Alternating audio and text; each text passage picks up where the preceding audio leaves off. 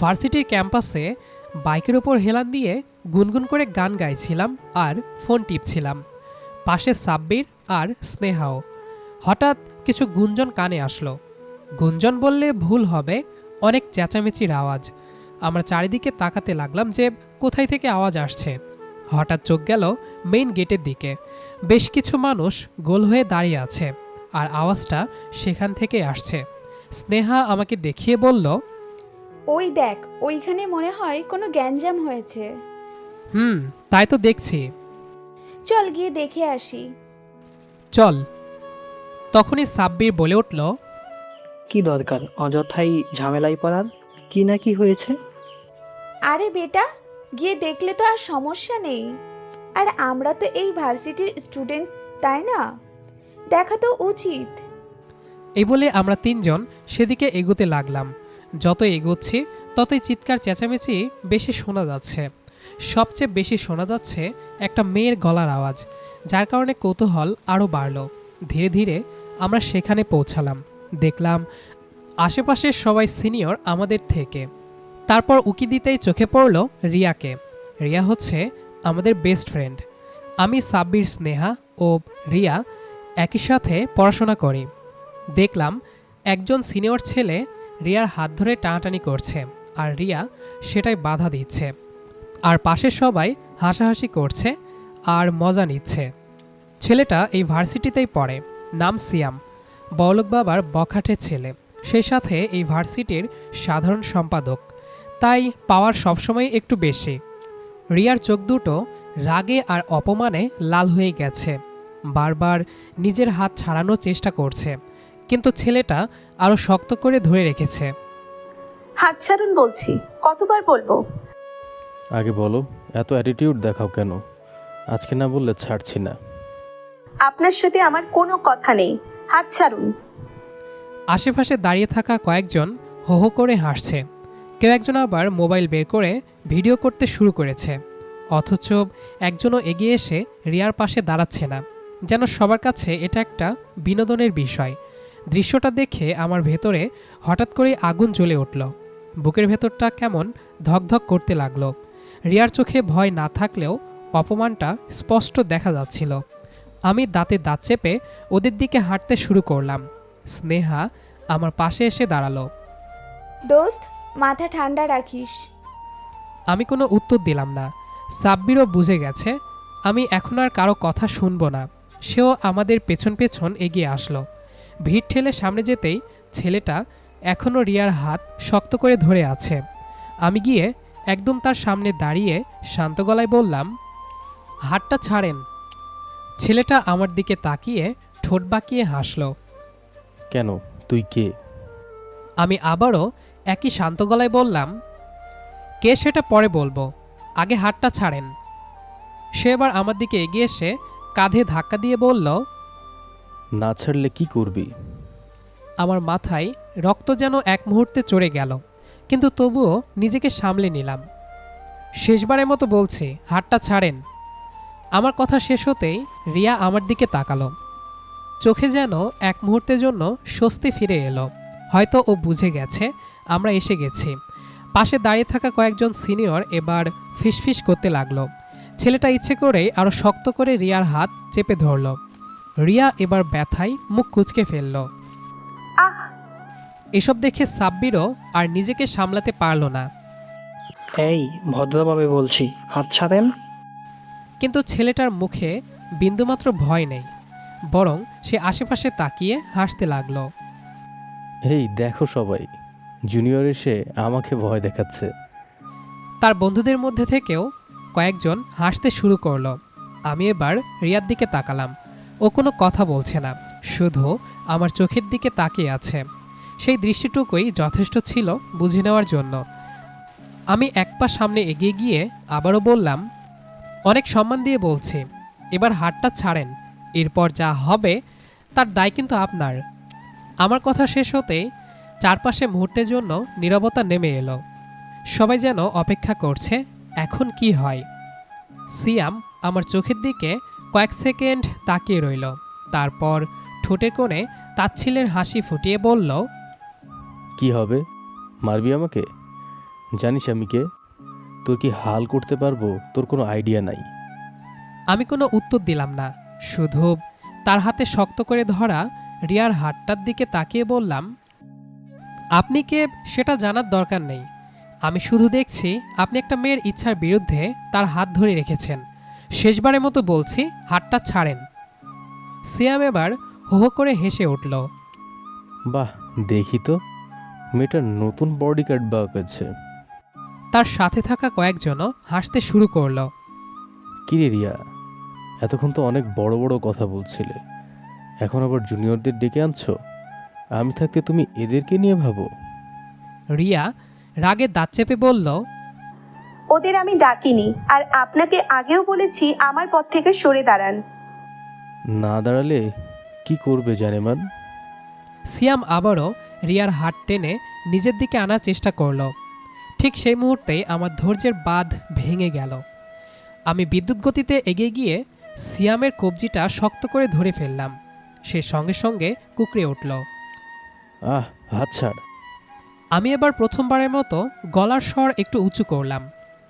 ব্যথা লাগছে? সে দাঁত চেপে আমার দিকে তাকিয়ে রইল। তাহলে এতক্ষণ ধরে একটা মেয়ের হাত চেপে ধরে রেখেছিলেন কিভাবে? আমার হাতের চাপ আরও একটু বাড়াতেই তার মুখের হাসি ধীরে ধীরে মিলিয়ে যেতে লাগলো। চারপাশে দাঁড়িয়ে থাকা সবাই এবার চুপ, কেউ আর হাসছে না। সাব্বির আমার দুই পাশে এসে দাঁড়ালো। সাব্বির নিচু গলায় বলল, দোস্ত, যা করার তাড়াতাড়ি কর, পরে ওর লোকজন চলে আসবে। আমি মাথা নাড়লাম। সিয়াম আমার হাত ছাড়ানোর চেষ্টা করেও পারল না। রাগে তার চোখ লাল হয়ে গেছে। তোর সাহস তো কম না, আমার গায়ে হাত তুলেছিস। ভুল বললেন, আমি আপনার গায়ে হাত তুলিনি। আপনি একটা মেয়ের গায়ে হাত দিয়েছেন, আমি শুধু সেটা থামিয়েছি। আমার কথা শুনে আশেপাশে দাঁড়িয়ে থাকা অনেকেই একে অপরের মুখ চাওয়াচাওয়ি করতে লাগলো। এতক্ষণ যারা মজা নিচ্ছিল তাদের মুখেও এবার অস্বস্তি। সিয়াম বুঝতে পারছে পরিস্থিতি ধীরে ধীরে তার বিপক্ষে চলে যাচ্ছে। রিয়া সুযোগ বুঝে নিজের হাতটা জোরে টেনে ছাড়িয়ে নিল। হাত ছাড়িয়ে নিয়েই কয়েক পা পিছিয়ে এসে আমাদের পাশে দাঁড়ালো। ওর কবজিতে লাল দাগ পড়ে গেছে। আমি একবার সেই দাগটার দিকে তাকালাম। বুকের ভেতরটা আবারও রাগে জ্বলে উঠল। আমি ধীরে ধীরে সিয়ামের সামনে গিয়ে দাঁড়িয়ে বললাম, একটা কথা ভালো করে শুনে রাখেন, আজকের পর থেকে শুধু রিয়া কেন, অন্য কোনো মেয়ের সাথে এমন করতে দেখলেও আপনার খবর আছে। এসব নেতাগিরি এখানে চলবে না। আমার কথা শুনে চারপাশে দাঁড়িয়ে থাকা সবাই একদম চুপ হয়ে গেল। এতক্ষণ যারা দাঁড়িয়ে দাঁড়িয়ে মজা নিচ্ছিল তারাও এবার গম্ভীর মুখে তাকিয়ে আছে। বাতাসটাও যেন হঠাৎ ভারী হয়ে গেছে। সিয়াম ঠোঁট কামড়ে কয়েক সেকেন্ড আমার দিকে তাকিয়ে রইল। তারপর রাগে ফুঁসতে ফুঁসতে বলল, তুই জানিস কার সাথে কথা বলছিস? জানার প্রয়োজন মনে করছি না। তুই আমার নাম শুনিসনি মনে হয়। নাম শুনে ভয় পাওয়ার অভ্যাস আমার নেই। আমার কথাটা শুনে আশেপাশে অনেকেই নিচু স্বরে উফ বলে উঠল। সিয়ামের বন্ধুদের একজন সামনে এসে বলতে লাগলো, দোস্ত, ওকে বেশি বাড়তে দিস না, একটা জুনিয়র এসে তোর সাথে এভাবে কথা বলছে। এরকম আরও অনেক কথাই সিয়ামের কানে দিতে লাগলো। পরিস্থিতি ধীরে ধীরে উত্তপ্ত হয়ে উঠছে।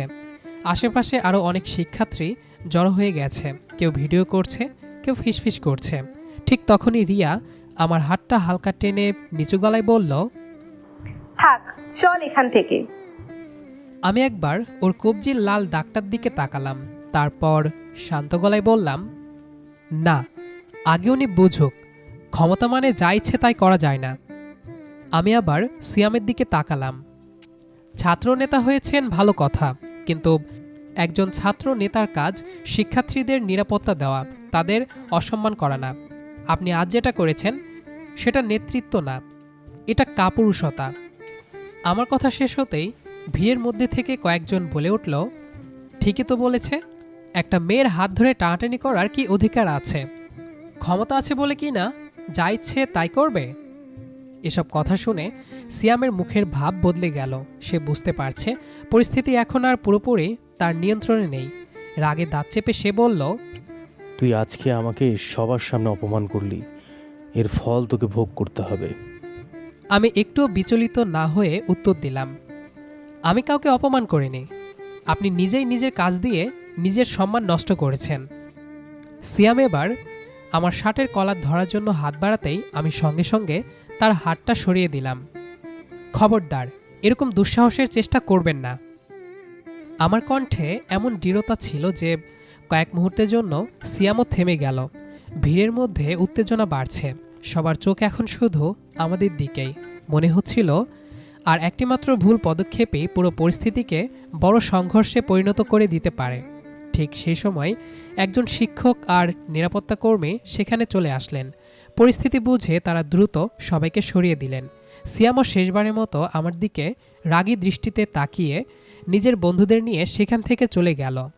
চারপাশে জড়ো হওয়া ভিড়ও ধীরে ধীরে ছড়িয়ে পড়তে লাগলো। একটু আগেও যে জায়গাটা চিৎকার আর উত্তেজনায় ভরা ছিল, কয়েক মিনিটের মধ্যেই আবার স্বাভাবিক হয়ে গেল।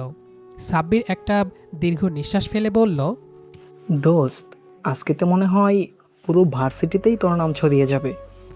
আমি হালকা হেসে বললাম, নাম ছড়াক বা না ছড়াক, অন্যায় দেখে চুপ থাকলে নিজের কাছে ছোট হয়ে যেতাম।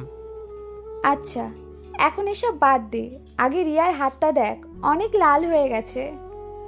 আমি তখনই রিয়ার দিকে তাকালাম। ও চুপচাপ নিজের কবজিটা ধরে দাঁড়িয়ে আছে। লাল দাগটা এখনও স্পষ্ট। আমি একটু এগিয়ে গিয়ে বললাম, খুব ব্যথা করছে? রিয়া আমার দিকে তাকিয়ে কয়েক সেকেন্ড চুপ করে রইল। তারপর আস্তে করে মাথা নেড়ে বলল, না, আমি ঠিক আছি। ঠিক আছে, তোরা এখানে দাঁড়িয়ে থাক, আমি মেডিকেল থেকে বরফ নিয়ে আসছি।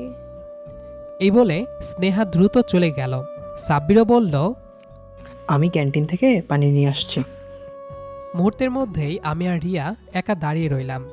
চারপাশে অনেক মানুষ থাকলেও সেই মুহূর্তে মনে হচ্ছিল পুরো ক্যাম্পাসে শুধু আমরা দুজনই আছি।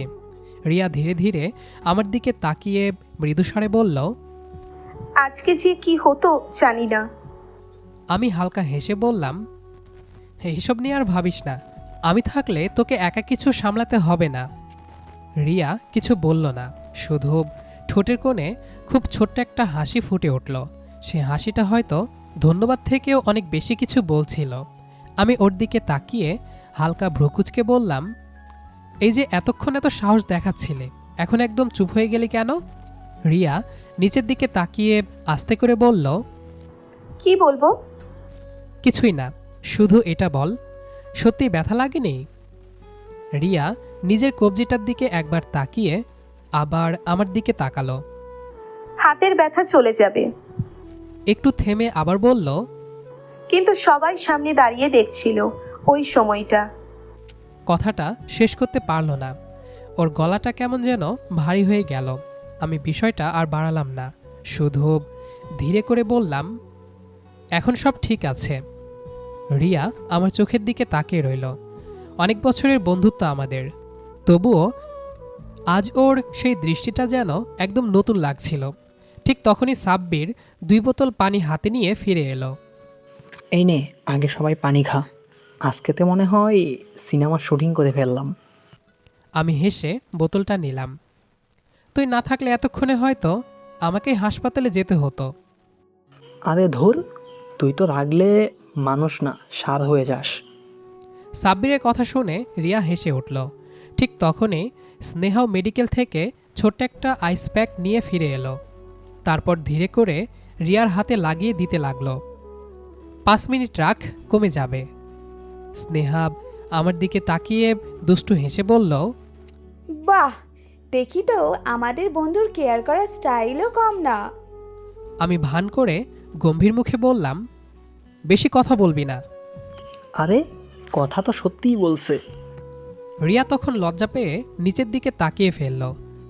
ওকে এভাবে লজ্জা পেতে আমি খুব কমই দেখেছি। আমি ইচ্ছে করে বললাম, আচ্ছা, এখন কি হাঁটতে পারবি নাকি কোলে করে নিয়ে যাব? রিয়া সঙ্গে সঙ্গে মাথা তুলে রাগ দেখিয়ে বলল, একদম বাজে কথা বলবি না। ওহ, মানে রাগ করার শক্তি এখনো আছে? তাহলে ঠিকই আছিস। স্নেহা আর সাব্বির দুজনেই হো হো করে হেসে উঠল। রিয়াও অনেক চেষ্টা করেও হাসিটা চাপতে পারল না।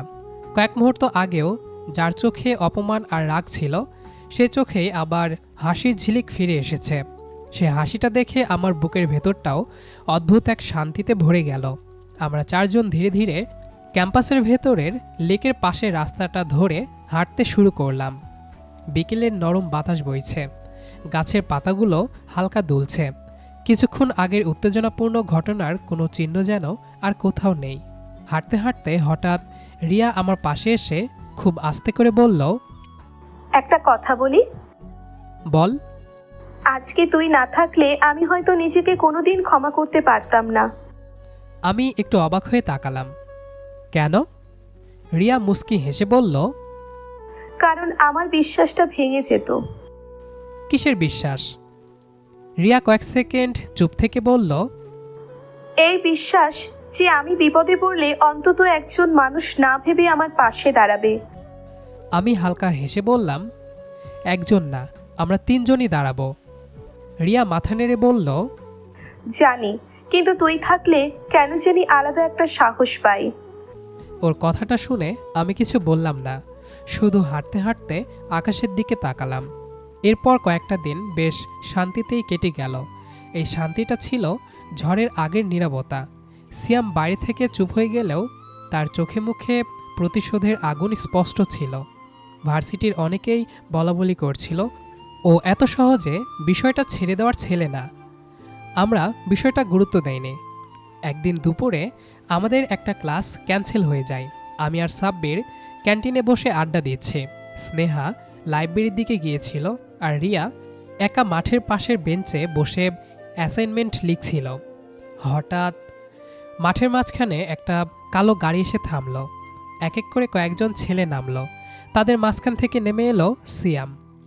আজ তার হাতে লাল গোলাপের বিশাল তোড়া। তার বন্ধুরা মুহূর্তের মধ্যে পুরো মাঠ ঘিরে ফেলল। কেউ বাঁশি বাজাচ্ছে, কেউ চিৎকার করছে, কেউ মোবাইলে ভিডিও করছে। রিয়া প্রথমে বুঝতেই পারেনি কি হচ্ছে, কিন্তু যখন দেখল চারপাশ থেকে বের হওয়া সব পথ আটকে দেওয়া হয়েছে, তখন ওর বুক ধকধক করতে শুরু করলো। সিয়াম ধীরে ধীরে রিয়ার সামনে এসে দাঁড়ালো। আজ আর না বলার সুযোগ নেই জানেমান। আমি যেটা চাই সেটা পেয়েই ছাড়ি। এই বলে সিয়াম হাঁটু গেড়ে বসে প্রপোজ করতে লাগলো। চারপাশ থেকে সবাই চিৎকার করে উঠল, ভাবি বলে হ্যাঁ বলে দাও। রিয়ার মুখ ফ্যাকাশে হয়ে গেল। ও এক পা পিছিয়ে বলল, পথ ছাড়ুন, আমাকে যেতে দিন। সিয়াম হেসে বলল, আজ পুরো ভার্সিটি দেখবে তুমি শুধু আমার। না বলার অপশন আজ নেই। রিয়া এবার কাপা গলায় বলল, আমি আপনাকে ভালোবাসি না, কখনোই না। দয়া করে আমাকে যেতে দিন। সিয়ামের মুখ মুহূর্তেই বদলে গেল। সে নিচু গলায় এমন কিছু অপমানজনক কথা বলতে শুরু করলো যা শুনে আশেপাশের কয়েকজন মেয়েও অস্বস্তিতে মুখ ফিরিয়ে নিল। রিয়ার চোখে পানি চলে এলো। ও অসহায়ের মতো চারিদিকে তাকালো। ঠিক তখনই দূর থেকে পুরো ঘটনাটা দেখে ফেলল স্নেহা। সে আর এক সেকেন্ডও দেরি করল না। প্রায় দৌড়ে ক্যান্টিনে এসে হাঁপাতে হাঁপাতে বলতে লাগলো, দোস্ত, রিয়া মাঠে সিয়াম। আর কিছু শোনার প্রয়োজন হয়নি। আমি চেয়ার ফেলে দৌড় দিলাম। সাব্বিরও আমার সঙ্গে ছুটল। মাঠের কাছে পৌঁছাতেই যা দেখলাম, আমার পুরো শরীর রাগে কাঁপতে শুরু করলো। রিয়া মাঝখানে দাঁড়িয়ে, চারপাশে শত শত শিক্ষার্থী, আর সিয়াম হাঁটু গেড়ে গোলাপ হাতে বসে আছে। কিন্তু তার চোখে ভালোবাসা নয়, ছিল জোর করে কিছু ছিনিয়ে নেওয়ার অহংকার। আমি আর এক মুহূর্ত দাঁড়িয়ে থাকতে পারলাম না। ভিড় ঠেলে সোজা সামনে গিয়ে দাঁড়ালাম। সিয়াম বিরক্ত হয়ে তাকালো। আবার তুই? আমি কোনো উত্তর দিলাম না। সোজা রিয়ার সামনে গিয়ে বললাম, চল। রিয়া এক মুহূর্ত দেরি করল না।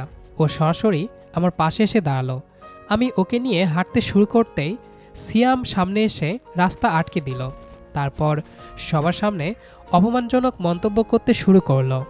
আমি কয়েক সেকেন্ড চুপ করে থাকলাম। মনে হচ্ছিল কি বললে এই নোংরা নাটকটা এক মুহূর্তে শেষ হবে। হঠাৎ আমি গভীর শ্বাস নিয়ে পুরো মাঠ কাঁপিয়ে চিৎকার করে বললাম, সবাই ভালো করে শুনে রাখুন। মুহূর্তেই পুরো মাঠ নিস্তব্ধ।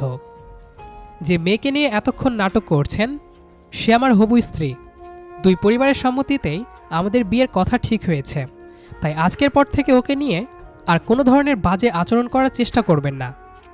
এক মুহূর্তে পুরো মাঠে পিনপতন নীরবতা। কেউ অবিশ্বাস নিয়ে রিয়ার দিকে তাকাচ্ছে, কেউ আমার দিকে। সাব্বির আর স্নেহাও বিস্ময়ে অবাক, আর সবচেয়ে বেশি অবাক হয়ে গেছে রিয়া। ও বড় বড় চোখে শুধু আমার দিকেই তাকিয়ে আছে। মনে হচ্ছিল ও নিজেও বিশ্বাস করতে পারছে না আমি কি বললাম। সিয়ামের মুখের রং মুহূর্তেই বদলে গেল। সে কিছু একটা করতে চাইছিল কিন্তু পারল না, কারণ আশেপাশে অনেক মানুষ। কিছু একটা করলে পরে ওর নাম খারাপ হবে। তার মাঝে আবার ছাত্র নেতা। সবাই পেছনে না করলেও সামনে সম্মান করে। আমি রিয়ার হাত ধরে বাইকে উঠালাম, তারপর সোজা ওর বাসার সামনে গেলাম। পুরো রাস্তায় কেউ কিছু বললাম না। বাসার সামনে আসতেই বললাম, সন্ধ্যায় আমি আমার আব্বু আম্মুকে নিয়ে আসব, বাসায় জানিয়ে দিস। আমি রিয়াকে আর কোনো কথা বলার সুযোগ না দিয়েই বাসায় ঢুকেই সোজা আম্মুর রুমে গেলাম। উনি তখন বিছানায় বসে কিছু একটা পড়ছিলেন। আমাকে এমন অস্থির দেখে বইটা বন্ধ করে বললেন, কি হয়েছে, মুখটা এমন লাগছে কেন? আমি কিছুক্ষণ চুপ করে দাঁড়িয়ে রইলাম। কোথা থেকে শুরু করব সেটাই বুঝতে পারছিলাম না। তারপর ধীরে ধীরে আজকের পুরো ঘটনাটা খুলে বললাম। ভার্সিটিতে কি হয়েছে, কেন সবার সামনে ওই কথা বলতে হয়েছে, একটাও বিষয় লুকালাম না। সব শুনে আম্মু কিছুক্ষণ নিশ্চুপ হয়ে বসে রইলেন। আমি নিচু গলায় বললাম, জানি না বলে এত বড় কথা বলা ঠিক হয়নি, কিন্তু ওই মুহূর্তে আমার কাছে আর কোনো উপায় ছিল না। আমি শুধু চাইনি রিয়াকে আর এক মুহূর্ত ওই পরিস্থিতির মধ্যে থাকতে হোক। আম্মু আমার দিকে তাকিয়ে মৃদু হেসে বললেন, শুধু কি এই কারণেই বলেছিস? আমি মাথা নিচু করে কয়েক সেকেন্ড দাঁড়িয়ে থাকলাম, তারপর ধীরে ধীরে বললাম, না। তাহলে? আমি গভীর একটা নিঃশ্বাস নিয়ে বললাম, আমি রিয়াকে অনেক আগে থেকে ভালোবাসি আম্মু, কিন্তু কোনোদিন সাহস করে বলতে পারিনি। ভয় হতো যদি বন্ধুত্বটাই নষ্ট হয়ে যায়, তাই নিজের মনেই সব চাপা রেখে দিয়েছিলাম। আজ ওকে এই অবস্থায় দেখে আর মাথা কাজ করেনি। আম্মু উঠে এসে আমার মাথায় হাত রাখলেন। এতদিনের কথা আজ বললি? আমি হালকা হেসে বললাম, সাহসই পাইনি। ঠিক তখনই আব্বু রুমে ঢুকলেন। আম্মু তাকে সবটা জানালেন। আব্বু মন দিয়ে পুরো ঘটনা শুনলেন এবং তিনিও আর দ্বিমত করলেন না। রিয়াকে নাকি উনার বেশ পছন্দ। সবশেষে আম্মু বললেন, সাহসই পাইনি। রিয়াকে আমরা ছোটবেলা থেকেই চিনি। মেয়েটা ভদ্র, শিক্ষিত, আর আমাদের পরিবারের সাথেও সম্পর্ক ভালো। যদি তুই সত্যি ওকে জীবনসঙ্গী হিসেবে চাস তাহলে আমাদের কোনো আপত্তি নেই। আমি অবাক হয়ে আম্মুর দিকে তাকিয়ে রইলাম। সত্যি বলছো? হ্যাঁ, ভালোবাসা যদি সম্মান আর দায়িত্ব হয় তাহলে বাবা মায়ের আপত্তি থাকার কারণ নেই। আমার বুকের ভেতর থেকে যেন বিশাল একটা পাথর নেমে গেল। সেদিন বিকেলেই আমরা রিয়ার বাসার উদ্দেশ্যে রওনা হলাম। রিয়ার বাসায় পৌঁছে অনেকক্ষণ ধরে দুই পরিবারের মধ্যে কথা হলো। কেউ তাড়াহুড়ো করল না, সবাই শান্তভাবে একে অপরের মতামত শুনল। রিয়ার বাবা মাও জানালেন তারা আমাকে অনেক দিন ধরেই চেনেন, আমার পরিবারকেও বিশ্বাস করেন। আজকের ঘটনাটা শুনে তাদেরও মনে হয়েছে আমি রিয়ার পাশে দায়িত্ব নিয়েই দাঁড়িয়েছিলাম। কথা বলতে বলতে কখন যে সন্ধ্যা নেমে এসেছে কেউ খেয়ালই করেনি। শেষ পর্যন্ত দুই পরিবারের সম্মতিতে আমাদের বিয়ের সিদ্ধান্ত পাকা হয়ে গেল। আনুষ্ঠানিকভাবে ঠিক হলো পড়াশোনা শেষ হওয়ার পর সুবিধাজনক সময়েই আমাদের বিয়ে হবে। ঘরের পরিবেশ মুহূর্তের মধ্যেই বদলে গেল। কিছুক্ষণ আগেও যেখানে গম্ভীর আলোচনা চলছিল সেখানে এখন সবার মুখে হাসি। আমি চুপচাপ বসেছিলাম। আমার চোখ বারবার রিয়ার দিকে চলে যাচ্ছিল। রিয়াও মাঝে মধ্যে লাজুক চোখে আমার দিকে তাকাচ্ছিল, চোখাচোখে হলেও আবার মাথা নিচু করে ফেলছিল। এদিকে আমি সাব্বির আর স্নেহাকেও বলে দিয়েছিলাম ওরা যেন রিয়ার বাসায় চলে আসে। দুজনে এসেছে। সাব্বির হঠাৎ উঠে দাঁড়িয়ে বলল, আচ্ছা, এত গম্ভীর আলোচনা তো অনেক হলো। এখন হবু বউ বরকে একটু ছাদে নিয়ে যাই, আমরা চারজন একটু গল্প করি। স্নেহাও সঙ্গে সঙ্গে বলল, হ্যাঁ, নিচে তো সবাই আছে, আমরা একটু ছাদে গিয়ে আসি। বড়রাও মুচকি হেসে অনুমতি দিয়ে দিলেন। আমরা চারজন ধীরে ধীরে সিঁড়ি বেয়ে ছাদের দিকে উঠতে শুরু করলাম। ছাদের দরজাটা খুলতেই সন্ধ্যার শীতল বাতাস এসে মুখে লাগলো। আকাশে এক ফালি চাঁদ উঠেছে। চারপাশের বাড়িগুলোর ছাদে টিমটিম করে আলো জ্বলছে, কিন্তু এত সুন্দর পরিবেশের মধ্যেও আমি আর রিয়া দুজনেই অদ্ভুত রকম চুপ। কয়েক ঘন্টা আগেও আমরা ছিলাম শুধু বেস্ট ফ্রেন্ড, আর এখন দুই পরিবারের সম্মতিতে আমরা একে অপরের ভবিষ্যৎ জীবনসঙ্গী। আমি আর রিয়া পাশাপাশি দাঁড়িয়ে আছি, কিন্তু দুজনের মাঝখানে যেন অদ্ভুত এক নীরবতা জমে আছে। সাব্বির হেসে সেই নীরবতা ভাঙল। কিরে, এত চুপচাপ কেন দুইটা? এখন তো খুশি থাকার কথা। স্নেহার সাথে সাথে কুনুই দিয়ে ঠেলে বলল, চুপ কর, ওদের একটু সময় দে। সময় দিচ্ছি না তো কি করছি? বাতাস দিচ্ছি। আমি হালকা চোখ কুঁচকে বললাম, তুই চুপ থাকলে ভালো হতো। আচ্ছা আচ্ছা, আমি বাতাস হয়েই থাকি। ওরা দুজন একটু দূরে সরে গেল, ছাদের এক কোণে গিয়ে দাঁড়ালো, যেন ইচ্ছা করেই আমাদের জন্য জায়গা করে দিচ্ছে। এবার চারপাশ একটু শান্ত হলো। আমি ধীরে ধীরে রিয়ার দিকে তাকালাম। ও এখনও নিচের দিকে তাকিয়ে আছে, দুই হাত আঙ্গুল দিয়ে অচেনা কিছু আঁকছে যেন। এত চুপ কেন? রিয়া একটু চমকে উঠল, মাথা তুলে আমার দিকে তাকালো, চোখে অদ্ভুত একটা অস্থিরতা, আবার লাজুকতাও। আমি এখনো ঠিক বুঝে উঠতে পারছি না আজকে যা হলো। আমি একটু হেসে বললাম, ভয় লাগছে বিয়ের কথা ভেবে?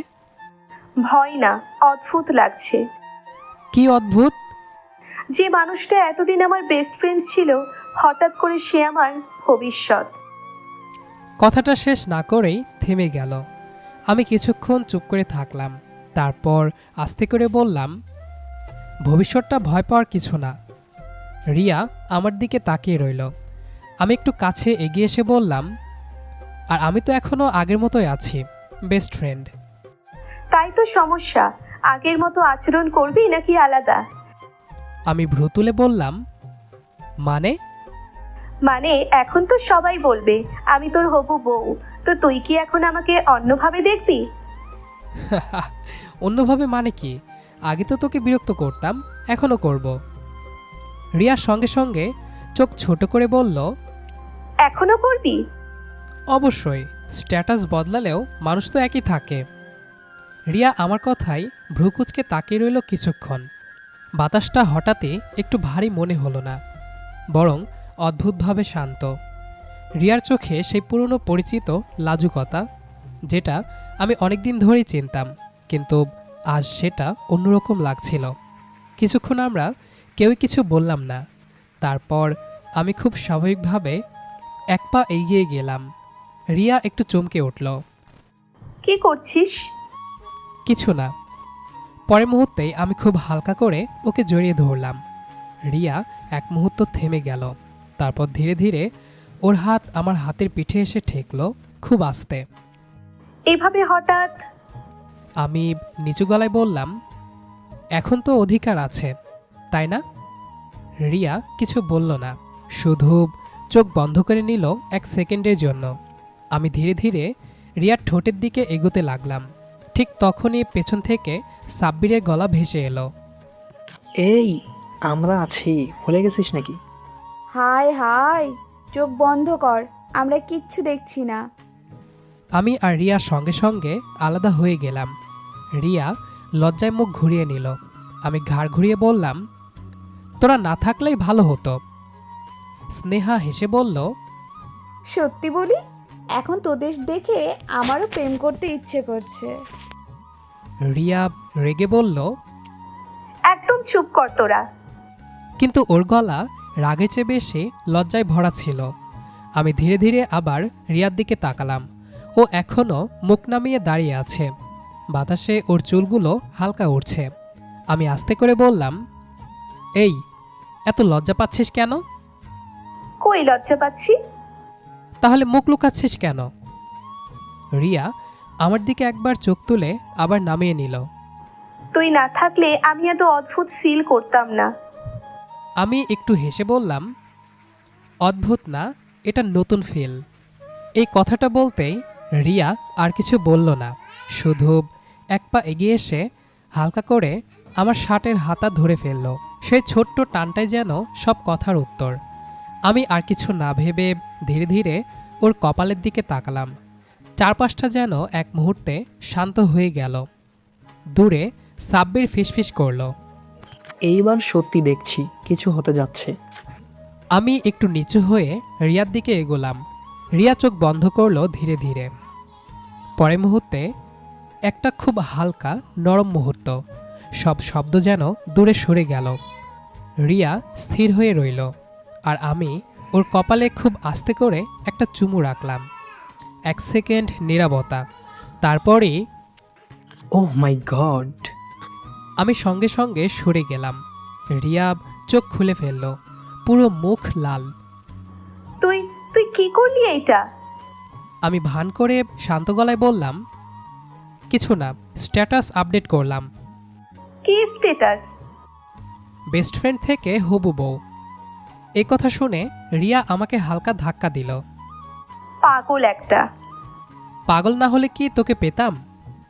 এবার সত্যি রিয়া আর লজ্জা সামলাতে পারল না, দৌড়ে সেখান থেকে নিচে চলে গেল। সেই সাথে আমিও। সাব্বির আর স্নেহা ফাজলামো করতে লাগলো। আমি সেদিকে কোনো পাত্তা দিলাম না। তারপর শুরু হলো আমাদের এক নতুন যাত্রা, বেস্ট ফ্রেন্ড থেকে হবু স্বামী স্ত্রী। বন্ধুর হাত ধরে জীবনের নতুন এক পথ চলা। এভাবে শেষ হলো বেস্ট ফ্রেন্ড যখন আদুরে বউ গল্পটি। বন্ধুত্ব থেকে ভালোবাসার এই মিষ্টি গল্পটি আপনাদের কেমন লেগেছে তা কিন্তু জানাতে একদম ভুলবেন না। গল্পটি যদি আপনাদের মনের কোণে একটুখানিও দোলা দিয়ে থাকে তবে ঝটপট একটি লাইক করে দিন। আপনার অনুভূতি জানিয়ে সুন্দর একটি কমেন্ট করুন, আর বন্ধুদের সাথে গল্পটি শেয়ার করে তাদেরও শোনার সুযোগ করে দিন। আর হ্যাঁ, আমাদের চ্যানেলের এমন সব দারুণ দারুণ ভালোবাসার গল্প নিয়মিত শুনতে এখনই চ্যানেলটি সাবস্ক্রাইব করে পাশে থাকা বেল আইকনটি বাজিয়ে রাখুন। আজ তবে এখানে বিদায় নিচ্ছি। খুব শীঘ্রই দেখা হবে নতুন কোনো গল্প নিয়ে। ততক্ষণ পর্যন্ত সবাই ভালো থাকুন, সুস্থ থাকুন। ধন্যবাদ।